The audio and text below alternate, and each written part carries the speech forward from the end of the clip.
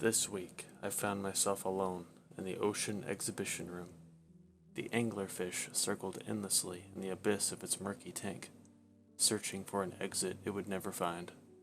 It met me at the glass interface of its pressurized prison, bumping its luminescent fishing lure against the glass.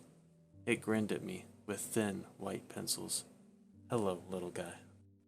I found myself staying a while in our deep-sea exhibition, watching the creature as he bathed and flicked around in his own little cube of the world. He could never know why he was in the museum, nor who put him there. Instead, he swam. He swam and he swam, and hoped that just one day the glass would crack, just an inch. Luckily, feeding the shaggy frogfish didn't take long. The yellowfish knocked away the clouds of dust along the bottom of its tank as it scurried along on its leg-like fins, with the awkward gait of a geriatric golden retriever. It was hard to keep happy in this ghoulish museum, but that room always made me smile. Upstairs I went before working through some of the paperwork for a few hours. I'm not sure at one point I mistakenly fell into a catnap at my desk, but I soon paid the price in nightmares. "Am I pretty, Daddy?" A deep, muffled voice. Blowflies sprawled across her face that was framed with golden hair. Black, winged spots covered her eyes and mouth. "Am I pretty?" She didn't sound like Sophia, the face of my dead daughter. Nothing more. It must have been hard for her to speak. Flies coated her throat like popping candy, bursting and buzzing as she spoke. "Daddy, did you doze off again?" She giggled in a voice that was not her own. Flies crawled around her face aimlessly, whirring, buzzing until I swat one crawling up my arm. I woke up groaning with a jolt, my wrist pink where I slapped myself awake, the monstrous foyer of the museum still clapping with an echo. My paperwork sprawled everywhere across my table, stressing me again just as easily as it had put me to sleep. Lists of last week's casualties, notes on tonight's guests, complaints, all forms of boring. Paper unstuck itself from my arm and fluttered to the ground floor from my reception desk, one floor up. The ocean exhibition and the unconscious escapism that naps brought me was my only liberation from the museum, though there was a time before sleep brought nightmares. When I went to check my watch, I noticed I hadn't smacked a fly after all. A glass butterfly had become mere bits of translucent wing that coated my fingers like glitter. I rubbed my hands, and the clear fragments floated gracefully down the marble stairs in a breeze like tiny mosquitoes or dust specks, sparkling in the beams of moonlight that trickled in through the glass ceiling. For a moment, I wish it had stung me and taken me to a better place. At least then, I couldn't dream of blowflies coming out of my dead daughter's mouth. Ron and Jill and the rest of the maintenance staff had packed up and left.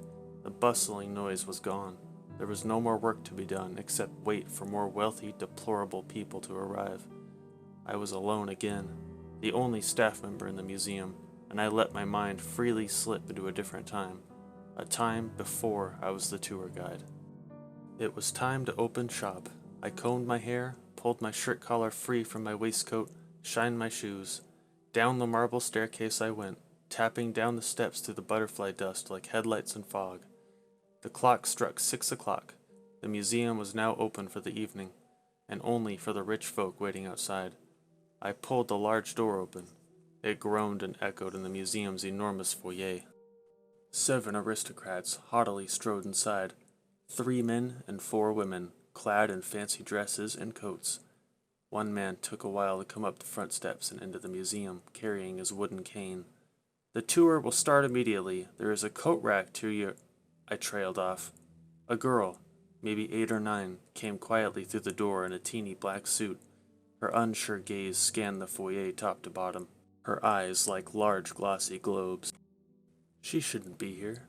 I didn't see her on the register," I thought. "She won't survive here." Kneeling, I spoke. "Hello, miss." The girl shyly leaned from behind the frame of the front door, her skin turning as pale as the ivory marble flooring. This must have been the first child to set foot in this godforsaken place, and for good reason. "Which of these people are your parents?" I tried hard to keep up a warm smile. "Nothing. She simply glared at me with two shiny eyes under a blonde curtain of hair. "She doesn't speak, Sonny." The man with the wooden cane cleared his throat. "Didn't speak the whole ride here, won't speak now." "Doesn't respond to anything at all, really." One beak-nosed snobby woman put her coat on the rack. "Probably deaf." I stood thinking for a while, my face contemplating, changing in the light, looking around at the billionaires in the foyer. They already looked ready to sink their teeth into the exhibitions, or worse. Bringing her along with the rest of the group on the museum tour was simply not an option. Fortunately for her, it was a requirement for me to understand the basics of at least 20 languages to allow for appropriate interaction with the museum's guests. This included sign language, but my understanding tended to be rather broken. I could usually only make out the main words. Kneeling again, I spoke to her with my hands. The girl gestured back to me that Mommy and Daddy had sent her on a visit to the museum as they were called away for a business trip in Dubai. "How was the flight?" I gestured. "Good. The big-nosed woman was very annoying." She giggled and gestured that I didn't need to do hand signs. She could read my lips. I liked her already. My smile didn't need much effort anymore. It came naturally, though I was still stuck with a child in an unforgiving place. She was a rabbit running in an open field under the shadow of the museum's eagle-clawed exhibitions. Worse, the unsated bloodlust and curiosity of the wealthy and free. That's when I remembered a clause in my employment agreement. Conduct one tour every open evening. Gesturing wide and confidently, I stood up and winged away for the girl's safety. "My apologies, ladies and gentlemen," I exclaimed. "Due to unforeseen circumstances, this evening's tours have been cancelled." Groans from the crowd. The tour clause in my contract never stated how many people I needed to bring with me. "Oh my, we just got here," a man bellowed. "Do not fret. The museum is all yours to explore." I extended one arm to point them towards the deep-sea exhibition. "Please don't wake the anglerfish." Tapping and screeching sounded against the floor as the crowd disappeared down the halls. Starlight beamed through the windows, lighting up the girl's face. She beamed straight back with excitement. Now the tour can begin in peace. Peace was a lie, however. Unsupervised, the crowd would soon find some way or another to demonstrate that they were worse behaved than the kids standing before me. A demonstration that would likely involve death. "What do you like to do?" I asked a little girl. "Drawing," she signed. "I know just the thing." Many minutes passed that evening as me and the girl began exploring the museum. Her name was Rosie, and she was very nervous about all the scary exhibitions. At the intersection between the art and music showcase, between another hallway leading to a locked door, we halted. "What is down there?" She pointed a tiny finger down the dark hall. "That room with the metal door. What's in there, guide?" "I know the museum from back to front," I spoke, "but I have to say I've never been in there. Tightly sealed shut, no key." "Oh, okay," she gave a sulking nod.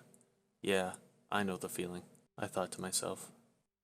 I swiftly smiled to cheer her up as I ushered her into the art and music space. It was like nothing she had ever seen before. Her bright eyes could have lit up a candle. The towering walls and ceiling of the art exhibition were flowing waves of sand that changed and hissed as they rolled. One moment the walls painted in a shifting mural of starry night, waves of blue and yellow sand curling and shifting from one famous artwork to another. The wall to our left painted "The Scream." She spread her fingers into the sand waterfall. It flowed between her digits like she had pinched salt. "It's so beautiful," she gestured, her mouth agape at the ceiling. I tapped on her shoulder so she could read my lips. "We don't just house paintings here. Take a look at these." Leaning one hand against the small glass cabinet, we gazed in. Two brightly colored shoes were set upon an ivory silk sheet, iridescent against the changing colorful backdrop of the sandy walls. They gleamed bright enough to show their true crystalline translucency. Beneath the glass cabinet, it read, "The Clumsy Dancers." She wasn't truly impressed until I heartily slapped the cabinet. The knocking suddenly turned the empty shoes alive, tapping and dancing upon the silk beneath them. One dance changed to another, another became a twirl. They gracefully ended their tango with the famous moonwalk shuffle. "Wow, what are these?" She pressed her hands against the glass. If she were any closer, they might have kicked her. Well, some people might have a good voice, a fantastic, fantastic singing voice. I took out my satin cloth and began polishing the glass as I spoke. Some people have the rhythm for soulful moves. These shoes right here, they bridge the gap. She was glaring at me with wide eyes, listening with them too, pulling the weight of ears that couldn't hear. They were developed sometime between the 60s and 70s, helped push the dancing inept singers into superstardom by giving them a dancing edge too, I said. I gestured her under the next display against one sand waterfall. For a moment I caught a sparkle in her eye. Her hair and bright grin reminded me dearly of my departed daughter, filling me with a long-forgotten warmth. I thought to myself, I bet I'm having more fun than you are right now, Rosie. She took a seat. What's this, guide? Upon the table before her, a small white pin lay over a graphite and ash-speckled stone tablet. When I pointed to the thin edges of the black plate, she caught the stretched open placard that said ballpoint stone. Her head twisted around at me, eagerly waiting. Go ahead, you'll see. I nodded, and she turned back around. Her hand grabbed the pin. It met the plate with a blocky tap. Abruptly, the wall of sand bloomed a pale white, save for tiny imperfections of dotted peach-colored sand that gave it the impression of an art canvas rather than plain paper. As her hand swirled upon the plate, blotches of black sand circles formed and swirled against the wall's coarse current. Draw something, Rosie, I spoke. The plate knows what you will draw and will guide you. Unsure at first, she shook the back of her golden head a few times, an 8-year-old perfectionist. In that moment, I smirked when I pictured her rolling up her suit sleeves to get the work done right. I laughed when she really did it. Is that me? I let out, staring at the sand wall. A man with brown hair emerged on the moving canvas, dressed in an absolutely dashing maroon waistcoat. It must be me. The drawing was a bit beyond an 8-year-old's range of skill. We had the pin and plate to thank for that, though.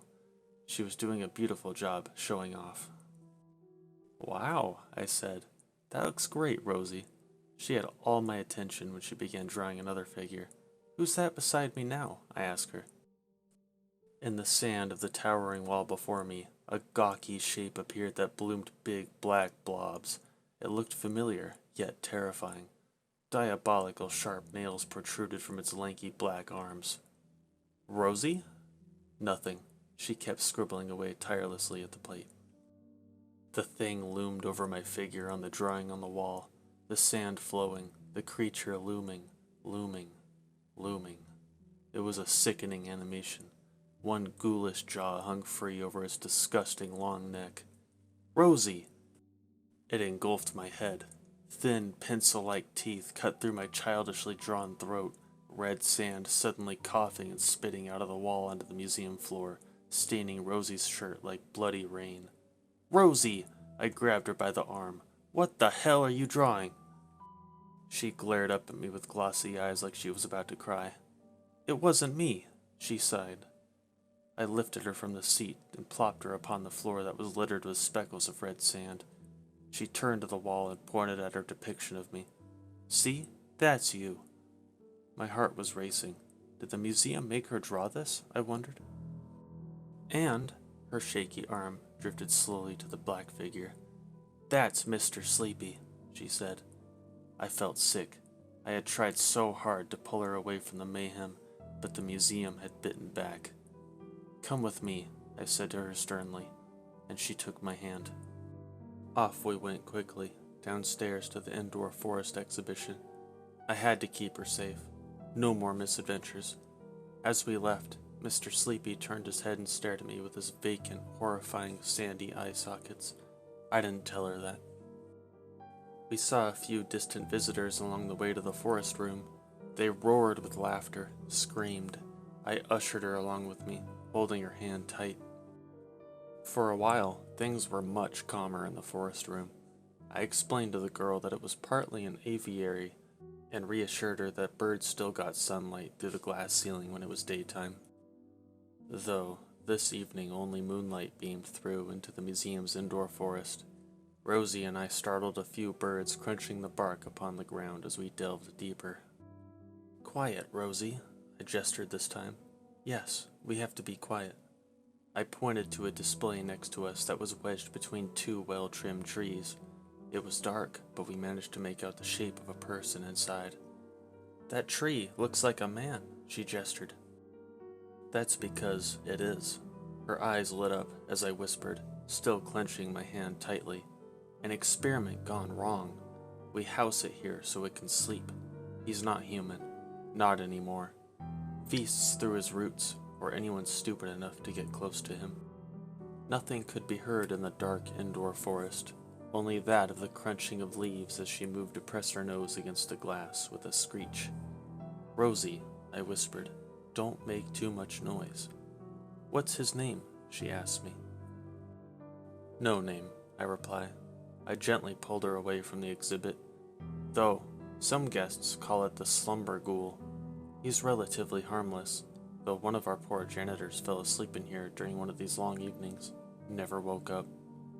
Her hand tightened around mine. They say he eats you through your dreams, I whispered, and if you're really tired, you don't even have to be asleep to feel it happening. That was all I had to say. She pulled my arm in a hurry towards the door. I'm sorry for scaring you, Rosie, I thought to myself. We had almost made it to the back door when a couple of blue butterflies fluttered and landed on her hair. She had almost lifted one into my finger when leaves crunched behind us. One of the deplorable rich people had found us. He was scrambling around in the dark, reaching out with hands unable to see. His hand met the cabinet that housed the tree man. The idiot sounded a loud honk as his fingers slid across the glass. Without warning, he smashed the glass, cackling as he ran out of the forest aviary and back to the halls. Rosie tried to free from my hand's grip, breaking into a sprint to no avail. It's okay, Rosie. The back door. Let's go, I said. We jogged quickly through the trees, crunching bark and waking birds as we went, running. The door to the aviary sounded a clack. Somebody was locking us in. I jimmied the rusted doorknob at the back to no avail. The door first clicked, then bumped with no groan as it stubbed to a sudden shut. It widened little enough that I swore I wouldn't be able to even fit a few fingers in the gap. Mr. Sleepy is coming, Rosie said. Something's in the way, I grunted. Suddenly, the girl drummed a few fist hammers into my leg. She kept hammering on the side of my leg. Rosie pouted a worried face to the artificial tree line before rummaging her face into one of my black pant legs away from something horrible. Yonder the trees, it towered with flesh irregular and charred black like an ashen log. Its mouth hung unhinged, wide open and ghoulish, its eyes of vacant white. It was watching us. Rosie, I held the girl by her shoulders. Rosie, it's okay, he can't get us. The girl looked up with glossy eyes. Monster, she gestured. It cannot touch us if we are well slept, I spoke. Stay awake, okay? I gave her a warm look, but it was quickly cracking. Mr. Sleepy, she muttered. We shared a gaze for as long as she could muster before her eyes met the ground. Rosie, I want you to stay calm when you answer my question, okay? I had to balance my gaze between her and the thing in the trees. Rosie sniffled, then nodded. Did you sleep much on the flight to the museum? I asked. My eyes darted to movement behind us.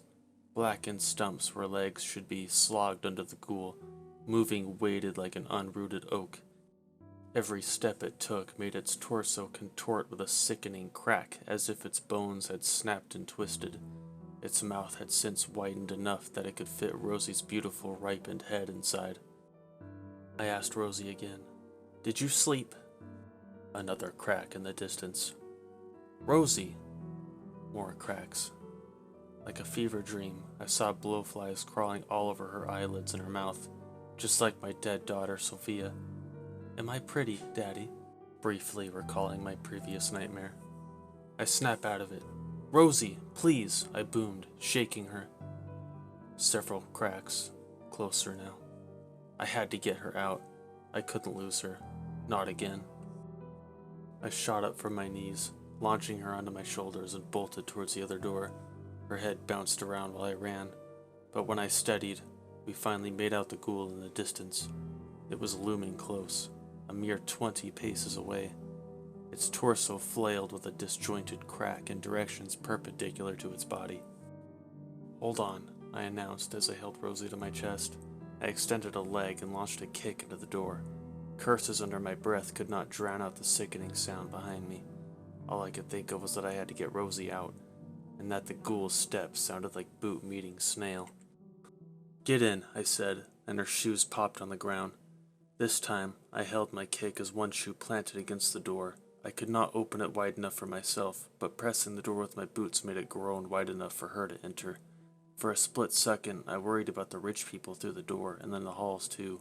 One long, unending nightmare. And that's when I finally broke through. The rich people who had been blocking the door shut went sprawling like cockroaches under a bright light. They cackled maniacally as they ran through the halls. "Almost got you," one of the rich men laughed as he went around a bend, his voice becoming distant as he ran. They couldn't keep getting away with this. They couldn't keep tormenting me and the museum for sickening entertainment. "Wait here," I told Rosie. She was a ball on the ground, shaking and sobbing. I shot up on two legs in a rush and gave chase. The rich prick ran and ran, his hands screeching against the walls of the tight corridor. Our museum's greenhouses on either side. "You almost killed Rosie," I thought to myself. Just then, instinct took over and I stopped running. His leg caught itself beneath one foolish stride. He went tumbling into one wall before pushing off of it and into another, smashing the glass and halfway tumbling into the greenhouse. Spectacles had come away from his face. Blood drained and trickled towards his scalp as he hung over shards of the broken window. Starlight flooded in from the greenhouse and blanketed his face in a greenish hue. "Help me," he coarsely pleaded. One arm reached up at me, wanting to be pulled away from the glass into safety.